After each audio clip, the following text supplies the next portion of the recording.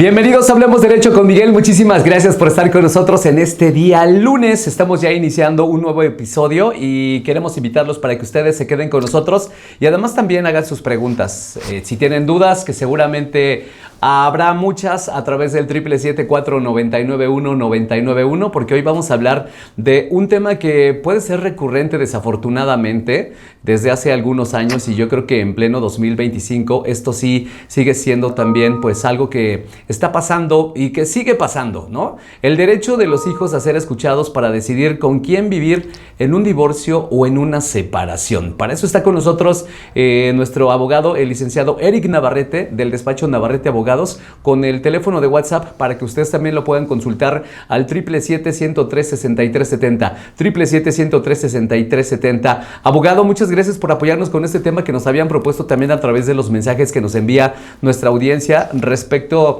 a pues el derecho de los hijos a decidir con quién vivir en un divorcio o en una separación. Y quiero arrancar con esto. ¿Un divorcio y una separación es lo mismo o hay una diferencia? El divorcio deviene cuando hubo un contrato de matrimonio. Ok. Sí, un acta de matrimonio. Cuando hubo un acta de matrimonio se da jurídicamente el divorcio. Sí. Buenos días, ante todo, una disculpa, gracias por la invitación. La separación existe cuando hay un matrimonio o cuando hay una relación. No quiero decir si desgraciada o afortunadamente, pero ahora el matrimonio cada vez es menos recurrente entre los jóvenes. Prefieren tener solo una relación afectiva y vivir juntos. Uh-huh. Esa es la tendencia ahora de los jóvenes. Infiero yo porque han visto que en las generaciones anteriores los divorcios son muy desgastantes. A lo mejor lo ven con un ejemplo de los propios papás. De los propios papás, ¿no? De los propios familiares. Han visto que el divorcio es, si no es bien llevado, se vuelve un sufrir para los divorciantes y para la familia. Incluso podemos pensar que muchos jóvenes de hoy vienen de haber vivido este problema de matrimonios, de divorcios crueles, de divorcios largos, y que incluso a lo mejor ellos fueron víctimas de estar con la persona que no querían ellos estar. O sea, esto nos lleva a muchas consecuencias emocionales y jurídicas también. Por eso es importante entendernos los unos a los otros. ¿Es verdad que los hijos no tienen voz ni voto en un divorcio? A ver, quiero partir de este punto, Miguel. Cuando nosotros hacemos una familia, legal o extralegalmente, ¿cuál es lo legal? Cuando tenemos un matrimonio extralegal, no es que sea ilegal, es extralegal cuando nos unimos a una pareja. Nosotros procreamos hijos. Una de las finalidades de la familia o de vivir ahí en convivencia es tener la obligación, porque es la obligación de hacer crecer ese menor de la mejor manera posible, hablando del tema psicoemocional, económico, y para esto debemos entender, los especialistas en la materia refieren que la personalidad de un menor se forja de los 0 a los 7 años. Uh-huh. De los 0 a los 7 años es cuando el menor ya está alimentado de la información suficiente para ya tener un carácter formado. ¿Qué es el carácter formado? Es sus peculiaridades emocionales, su forma de pensar, su forma de actuar, de socializarse. Es de 0 a 7 años. Digamos que a partir de los 7, entonces el niño ya puede elegir legalmente con quién vivir. Para allá vamos, exactamente. Hace 2 décadas, el niño no tenía voz ni voto y era tratado como un objeto más, decidiendo un tercero con quien tenía que vivir. Pero ha venido evolucionando el derecho y nos regimos como México. Hay un tratado internacional de los derechos de los niños y de las niñas, que así le llaman ahora, y ahí se establece que desde los 6 años, 7 años, ya por estas características, es importante escuchar la decisión del menor con qué papá o con qué persona prefiere estar el mayor tiempo con él. ¿Por qué? Porque no es que deje de ver a la otra pareja o al otro papá o mamá, sino hay unas visitas, regímenes de visitas, convivencias, pero sí es importante que el menor ahora sea escuchado. Quiero comentar también, Miguel, que con independencia de que sea escuchado, deben reunir más características. Es decir, que papá tiene mayor aptitud y actitud para tener al menor. No es un objeto, no es una planta, el tiempo de convivencia es importante, el tema económico es importante, como algunas otras características. ¿Qué se toma en cuenta, abogado, para saber si un niño está en condiciones de opinar sobre su custodia? Qué buena pregunta, Miguel. Se debe de tomar en cuenta que no esté alienado, que no esté influenciado por uno u otro papá. Los papás tenemos el error de tratar de modificar la conducta del menor. Sin embargo, esta condición es analizada por psicólogos. Para tomarle en cuenta de la opinión del menor es ver su madurez, sí, su entendimiento y la causa de su decisión. Por eso es que en este tipo de escuchas que hace el juez, que es un especialista en derecho, siempre va a estar asistido, siempre por psicólogos. Va a estar el juez y el psicólogo, son los personajes. Siempre está el juez y el psicólogo y el agente del Ministerio Público, que es el representante social. En esas escuchas no entran los papás ni los abogados. ¿Podría platicarnos un poquito cómo es este proceso? Cuando precisamente entra un menor a hablar con estos personajes. Sí, este proceso hay una mecánica muy especial. Cuando el juez determina la escucha a petición de uno de los padres, el menor es presentado al juzgado. Hoy en día quiero decir que ya los juzgados en Morelos y creo que en muchas partes de la República ya tienen un área especializada, área física, se llama sala lúdica. Es una especie de mini kinder, o sea, hay juguetes, hay historietas, y se introduce al niño, se le explica y se le hacen preguntas triviales, plática normal de su convivencia, de su desarrollo. Nunca le van a preguntar con quién te quieres ir, con papá o con mamá, porque eso es un acto traumático para el menor. Aunque quiera irse con uno, se va a sentir culpable para con el otro. Por ejemplo, ¿qué pasa si el niño o la niña quiere decir, es que yo quiero vivir con mi mamá?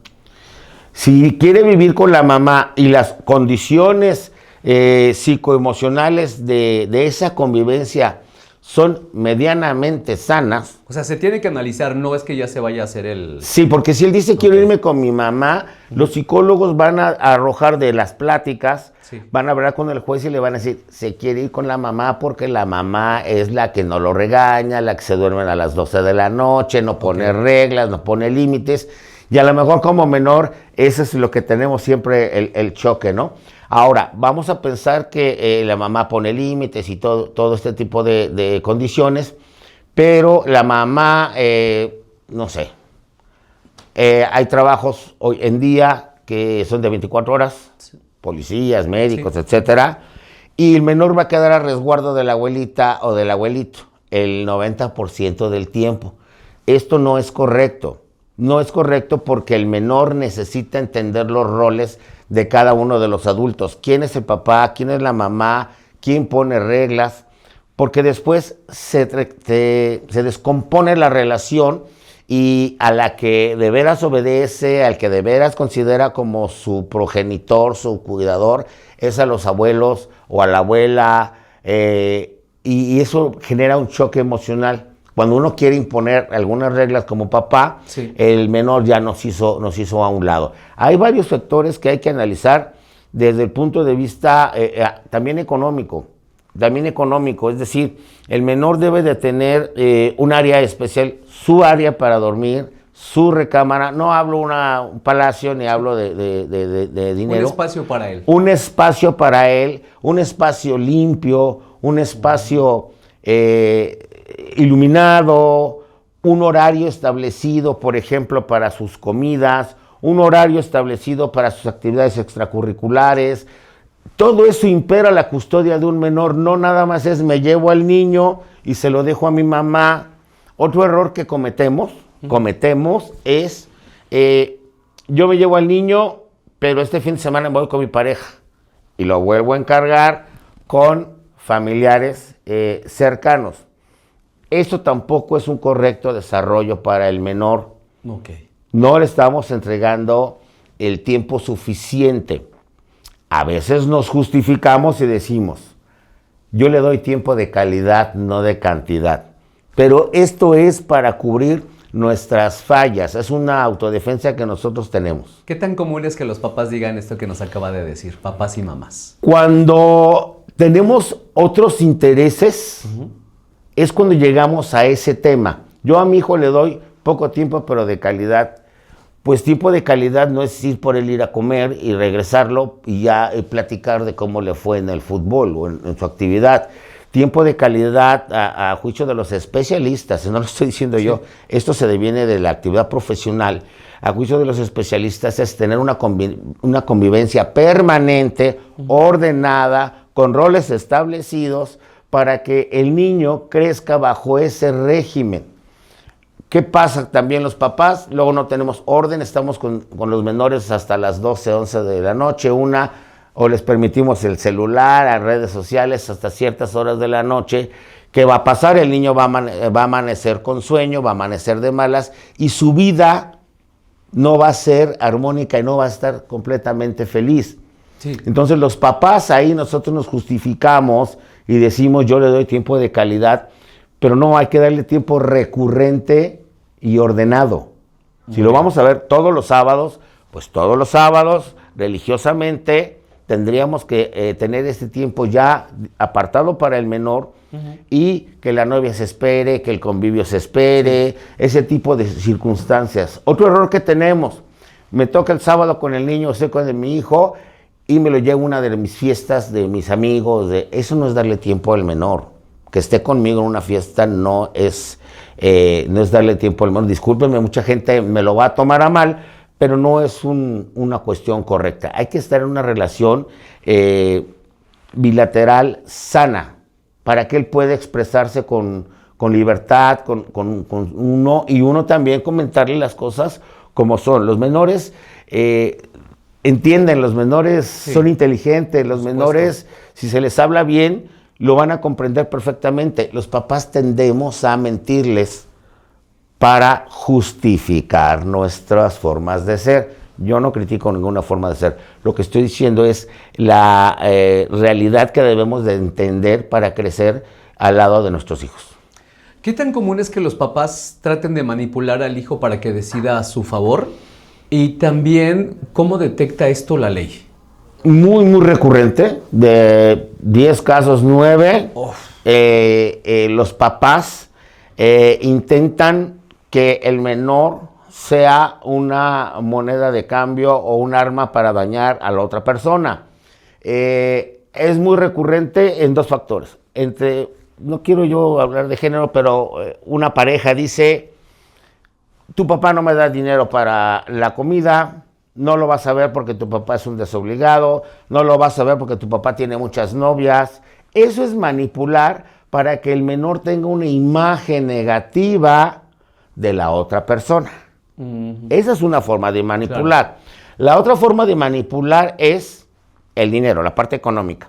Se va conmigo, hoy le compré el juguete, le compré la ropa, hay nieve, hay cine. Pues cómo no va a querer estar conmigo todos los días. Claro. Pero yo le estoy dando una realidad al menor que no va a ser cierta. No podemos ir al cine diario, no podemos estar jugando diario. Entonces, ahí el papá, por la vía económica, o la mamá, no quiero estigmatizar, papá o mamá, tienen esos factores, ¿sí? Uno, poner en contra, y el otro, adquirir su su beneficencia de convivir mediante el tema económico. Pues importante este tema que estamos hablando el día de hoy. Están llegando más preguntas al 777-499-1991. No se queden con dudas, aquí está el profesional, es el abogado Eric, que está con nosotros, Navarrete, de Navarrete Abogados. Si ustedes tienen dudas, el teléfono es 777-103-6370, es número de WhatsApp para que lo puedan contactar. Estamos hablando del derecho de los hijos a decidir con quién vivir cuando existe una separación o cuando existe un divorcio. Desafortunadamente, como decíamos, este tema es recurrente en nuestro estado y en el país, y creo que es importante también que no tengamos ninguna duda y sobre todo pues prevenir, que es lo que buscamos. Hablemos Derecho con Miguel aquí en la 99 desde el inicio, cuando iniciamos nuestro primer episodio. Ese fue nuestro propósito, prevenir estar en conflictos legales, y si hablamos más de nuestros seres queridos como son nuestros hijos e hijas, pues mucho más, ¿no? Claro que sí. Inclusive con la persona que amamos, que decidimos formar algún momento un matrimonio o compartir parte de nuestra vida.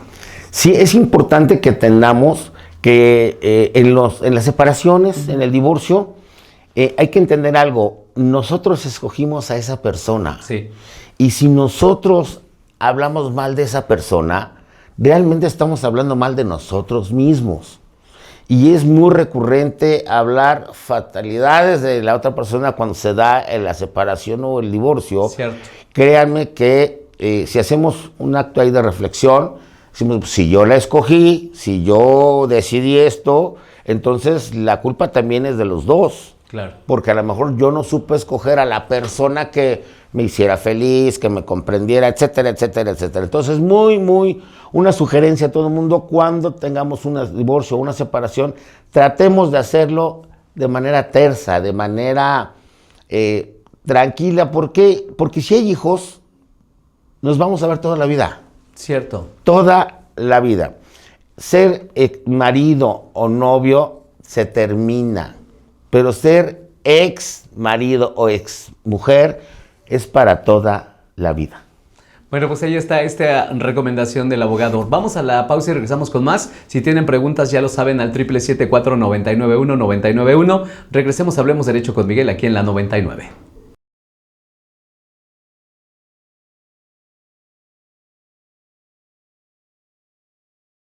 Seguimos, hablemos Derecho con Miguel. Esto se pone muy bueno, de verdad, porque hablamos de casos y situaciones pues que sí suceden. Sobre todo hablando del tema del día de hoy, abogado. Gracias por estar con nosotros, el licenciado Eric Navarrete de Navarrete Abogados, hablando del derecho de los hijos a decidir con quién vivir. Y es que también papá cuenta una historia, pero mamá cuenta otra historia, ¿no? Hay situaciones donde, pues bueno, por eso es importante que acudan con un profesional que los asesore y sobre todo que los escuche y los guíe para tomar una buena decisión y que también ustedes estén pues muy bien representados. Hay preguntas que nos siguen llegando, abogado. Le voy a compartir una de ellas. Por aquí nos dice: tengo un problema ya que el papá de mis hijos me demandó por guarda y custodia más reducción de pensión, pero él no ha hecho ninguna de sus convivencias. Siempre pone pretextos y por eso mismo mis hijos de 14 y de 10 años ya no quieren ir con él. Aquí en casa tienen actividades extracurriculares y él no acepta ni quiere llevarlos. ¿Qué tomaría en cuenta el juez para darle la custodia a él? En esta situación, por la edad de los menores, ya es predominante su decisión de los jóvenes. ¿Por qué? Porque ya a esa edad, bueno, sí se les puede obligar jurídicamente, ¿verdad?, a estar con una persona, pero no va a ser una relación sana.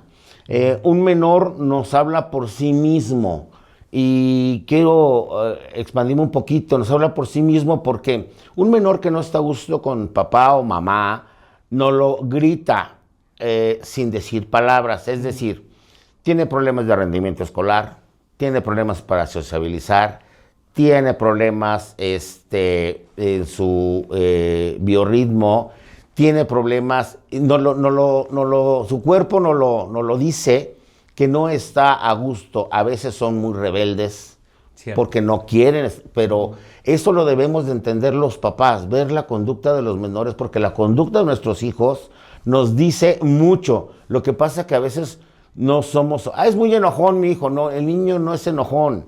Hay que ver qué es lo que lo irrita y que lo tiene en esas condiciones. Volviendo al tema de la persona que nos mandó la pregunta, Tomaría en cuenta la escucha de los menores sobre todo.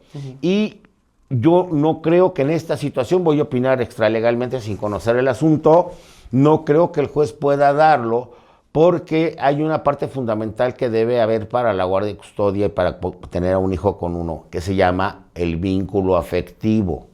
Okay. El vínculo afectivo es la relación que tenemos con nuestros hijos. Aquí está diciéndonos que es un papá ausente. Sí. Entonces, al ser un papá ausente, no tiene vínculos afectivos con los menores, por lo tanto sería como que estuvieran con un extraño. Aquí, para que el papá tuviera un éxito, yo creo que tendría que empezar por convivir con ellos, de la convivencia, como con cualquier persona. Pero aquí es la pregunta que nos hace, ¿qué tomaría en cuenta el juez para darle la custodia a él? ¿Qué tomaría en cuenta? La decisión de los menores es fundamental, son de 10 y 14 años. La decisión de los menores es fundamental en esta circunstancia, no son tan pequeños y tendría que tomar en cuenta esa situación. Aparte, si con la mamá hay cuestiones que pongan en riesgo a los menores, riesgo físico, riesgo emocional, que por lo que escucho no lo hay, no lo hay.